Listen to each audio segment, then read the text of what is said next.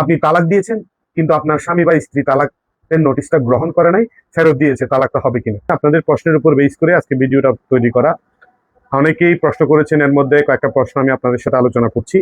আমি তালাক দিয়েছি কিন্তু আমার স্ত্রী অথবা আমার স্বামী আমার তালাকটা গ্রহণ করে নাই, আমার তালাকটা কার্যকর হবে কিনা।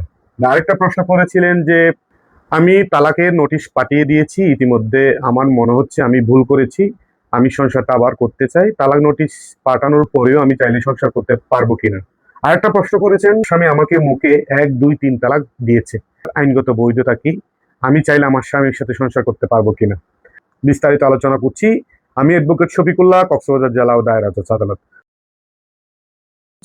আপনি তালাক দিয়েছেন কিন্তু আপনার স্বামী বা স্ত্রী তালাকের নোটিশটা গ্রহণ করে নাই, ফেরত দিয়েছে, তালাকটা হবে কিনা, তালাকটা আইনগতভাবে পাঠিয়েছেন কিনা। যদি আপনার তালাকটা আইনগত ওয়েতে, আইনগতভাবে যদি আপনি তালাকটা পাঠান, আপনার স্ত্রী অথবা আপনার স্বামী যদি তালাকের নোটিশ গ্রহণ নাও করে, নির্দিষ্ট সময়সীমা 90 দিন যদি পার হয়ে যায়, আপনার তালাকটা কার্যকর হবে। আপনার স্ত্রী অথবা আপনার স্বামী তালাকের নোটিশ গ্রহণ না করলেও আপনার তালাকটা কার্যকর হয়ে যাবে। আমি তালাকের নোটিশ পাঠিয়ে দিয়েছি কিন্তু আমি মনে করছি এখন আমি ভুল করেছি, আমি সংসারটা করতে চাই। জিনিস মাথায় রাখতে হবে, আইনগতভাবে আমি পাঠানোর পরেও যদি আপনার সময়সীমা 90 দিনের মধ্যে থাকে, সেক্ষেত্রে আপনি চাইলে আপনি আপনার সংসারটা ফিরে যেতে পারবেন, আপনার তালাকটা আপনি উইথড্র করতে পারবেন। আরেকটা বোন আমাকে প্রশ্ন করেছিলেন যে আমার স্বামী আমাকে মুখে 3 তালাক দিয়েছে, 1 2 3 3 তালাক বলে আমাকে তালাক দিয়েছে, এখন আমার তালাকটা কার্যকর হবে কিনা।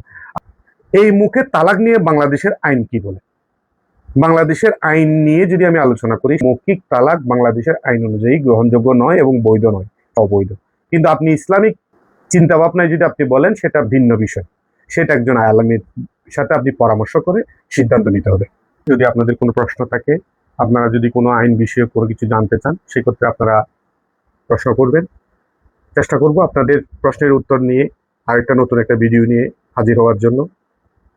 এ পর্যন্ত সাথে থাকুন। ধন্যবাদ। আসসালামু আলাইকুম।